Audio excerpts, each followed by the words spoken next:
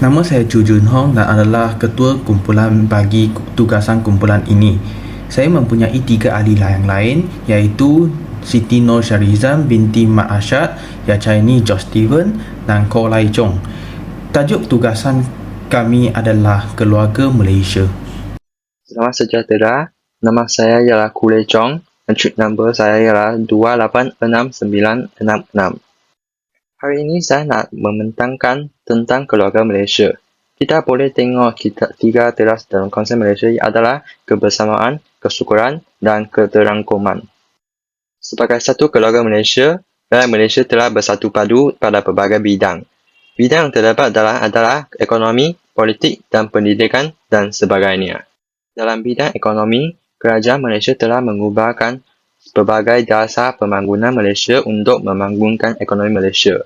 Contoh dasar pembangunan ekonomi Malaysia yang telah dibuat adalah dasar ekonomi baru, dasar pembangunan nasional, dasar wawasan negara. Seterusnya, dalam bidang politik, tujuan adalah mengekalkan perpaduan dalam kalangan rakyat Malaysia dengan menggunakan sistem perundingan untuk menyelesaikan isu berkaitan perpaduan. Selain itu, dalam bidang pendidikan, kerajaan Malaysia telah membuat beberapa langkah dalam meningkatkan perpaduan kerana pendidikan merupakan asas yang penting untuk mengekalkan perpaduan antara rakyat Malaysia. 2 langkah meningkatkan perpaduan dalam pendidikan yang telah dibuat oleh kerajaan Malaysia ialah dasar pendidikan kebangsaan. Tujuan dasar ini adalah untuk mengkajikan semula masalah berkaitan pendidikan dan kedua adalah memperkenalkan sistem persekolahan. Contohnya, bahasa perhantar yang digunakan oleh sekolah umum ialah bahasa Melayu supaya komunikasi yang boleh menjadi mudah. Akhirnya, cabaran yang dihadapi dalam bidang pendidikan di Malaysia adalah pengisian kurikulum. Cabaran ini berlaku disebabkan oleh bahasa ibunda mereka bukan saja wajib supaya tidak ingin menghantarkan anak mereka di sekolah tersebut. Dan cabaran kedua adalah sistem persekolahan. Kerana terdapat sekolah jenis kebangsaan Tamil dan sekolah jenis kebangsaan Cina di Malaysia, selain jenis kebangsaan Melayu, menyebabkan perpaduan kaum terganggu. Selamat sejahtera, nama saya Chu Jun Hong, nombor matrik saya 286913. Di negara Malaysia terdapat pelbagai jenis kaum, bahasa, budaya dan perayaan. Tetapi, 3 kaum yang terutama ialah kaum Melayu, kaum Cina dan kaum India. Bagi kaum Melayu, mereka bertutur dengan bahasa Melayu dan menyambut Hari Raya Aidilfitri. Bagi kaum Cina, mereka bertutur dengan bahasa Mandarin dan menyambut Tahun Baru Cina. Dan akhirnya, bagi kaum India, mereka bertutur dengan bahasa Tamil dan mereka akan menyambut Hari Deepawali. Seterusnya, perpaduan adalah sangat penting untuk mencapai objektif keluarga Malaysia. Oleh itu, terdapat 2 langkah untuk meningkatkan perpaduan antara kaum melalui sosial budaya. Antara langkah yang pertama ialah rakyat boleh mengadakan rumah terbuka semasa perayaan. Dan langkah yang kedua adalah rakyat boleh menyambut Hari Kemerdekaan bersama pada setiap tahun pada 31 Ogos. Walaupun rakyat yang berbilang kaum di Malaysia dapat hidup bersama dengan aman dan sejahtera dalam satu negara, tetapi terdapat juga pelbagai cabaran dalam mencapaikan objektif keluarga Malaysia. Cabaran yang pertama ialah rakyat Malaysia mempunyai adat resam yang berbeza antara kaum. Dan cabaran yang kedua adalah rakyat yang di Malaysia mempunyai bahasa yang berbeza seperti bahasa Tamil, bahasa Melayu dan bahasa Cina. Seterusnya, tema keluarga Malaysia dalam sosial budaya telah memberikan manfaat kepada negara Malaysia, iaitu tema keluarga Malaysia ini telah menjadikan negara Malaysia sebagai negara contoh di dalam mata dunia.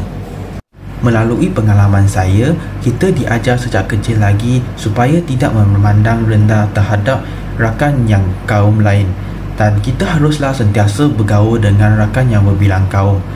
Oleh itu, negara Malaysia dijangka menjadi negara yang lebih maju dalam semua bidang dengan kerjasama rakyat dalam negara Malaysia. Akhirnya, diharapkan krisis perkauman dapat dihapuskan di dalam negara Malaysia supaya rakyat yang berada di dalam Malaysia dapat hidup dengan aman dan sejahtera. Hello, Assalamualaikum dan selamat sejahtera. Saya Siti Nur Syarizan binti Mak Asyad dan nombor matrik saya adalah 286924. Di sini saya akan menerangkan langkah untuk meningkatkan perpaduan melalui ekonomi. Antara langkah tersebut adalah dengan menubuhkan dasar ekonomi baru. Dalam dasar ekonomi baru ini diperkenalkan di dalam rancangan Malaysia kedua. Tujuan dasar ekonomi baru ini adalah bermatlamat untuk menyeimbangkan ketidakstabilan sosioekonomi yang wujud antara kaum, wilayah dan kawasan yang ada di Malaysia ketika itu. Dan sebab penubuhan dasar ekonomi baru ini juga adalah kerana kadar kemiskinan di Malaysia ketika itu tidak seimbang. Hal ini kerana kadar kemiskinan di luar bandar adalah lebih tinggi berbanding kemiskinan di bandar. Dan tujuan dasar ini juga bagi membasmi pengenalan kaum mengikut jenis aktiviti ekonomi. Yang kedua adalah dasar wawasan negara. Dasar wawasan negara ini bermatlamat untuk menjadikan rakyat Malaysia rakyat yang lebih progresif dan dapat hidup dalam keadaan yang harmoni walaupun berbilang bangsa dan agama. Ia juga untuk mencapai perpaduan nasional antara rakyat di Malaysia ini. Dan dasar wawasan negara ini juga bermatlamat bagi mengekalkan pertumbuhan ekonomi yang tinggi dengan mengukuhkan sumber pertumbuhan dan institusi kewangan negara. Bagi cabaran pula, sebelum wujudnya dasar ekonomi baru ini, Malaysia mengamalkan dasar yang memisahkan aktiviti ekonomi mengikut kaum. Seperti yang kita sedia maklum, kaum Melayu perlu menjalani aktiviti pertanian. Begitu juga dengan kaum India yang perlu bekerja sebagai penoreh getah dan tinggal di estet. Dan kaum Cina pula yang perlu mewarisi perniagaan turun-temurun keluarga mereka. Akibat daripada dasar yang memisahkan aktiviti ekonomi ini, ia telah membuatkan tiadanya perpaduan dalam masyarakat di Malaysia ketika itu. Namun begitu, dengan wujudnya dasar ekonomi baru ini diharapkan tiada lagi masalah perpaduan di Malaysia ini timbul lagi. Selamat sejahtera. Nama saya Yajani John Stephen. Nombor matrik saya 286906. Konsep keluarga Malaysia yang bersifat inklusif merentasi sempadan agama, bangsa dan kaum. Ia aman bertepadan dan sesuai dengan fokus utama kerajaan dalam memilih dan membangun semula kehidupan rakyat yang sedang dilanda kemurid kesihatan dan ekonomi. Seterusnya, menurut buku Kecer yang mengandungi maklumat ringkas keluarga Malaysia, iaitu 3 teras utama ialah keterangkuman, kebersamaan dan kesyukuran. Bagi nilai-nilai di bawah 3 teras berkenaan termasuk menyamai budaya integriti dalam keluarga, menjadikan budaya agama sebagai budaya keluarga, menjadikan prinsip keadaan sebagai teras pengukuhan keluarga.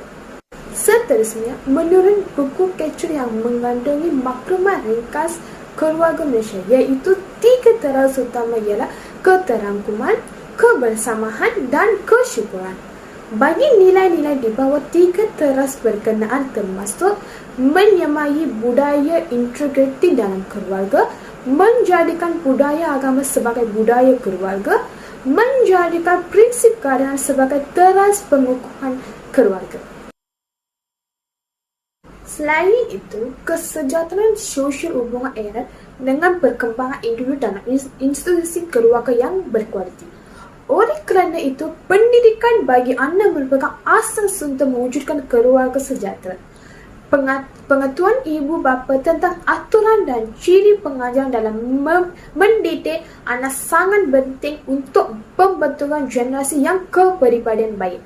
umum mengetahui bahawa dalam falsafah pendidikan negara, ini adalah untuk menjadikan pendidikan sebagai alat yang melahirkan warga negara yang baik, bersatu padu dan berdisiplin. Keluarga Malaysia juga berusaha memulihkan kegiatan ekonomi dan mobilisasi sosial. Sosial budaya merupakan amalan yang sepatutnya perlu ada dalam setiap lapisan masyarakat untuk membangunkan keluarga Malaysia. Hal ini kerana pembangunan negara hari ini juga berlaku akibat daripada perubahan sosial budaya penduduk. Oleh itu, sebagai masyarakat yang prihatin, kita hendaklah memandang tinggi kepada peradaban sosial budaya. Usaha ke arah pemulihan dengan merapatkan jurang ekonomi selangit menyatukan rakyat tanpa melihat perbezaan politik, khususnya di saat negara sedang berada ke fasa endemik ketika ini, akan menjadi faktor pendorong bagi merealisasikan kejayaan pendekatan konsep keluarga Malaysia.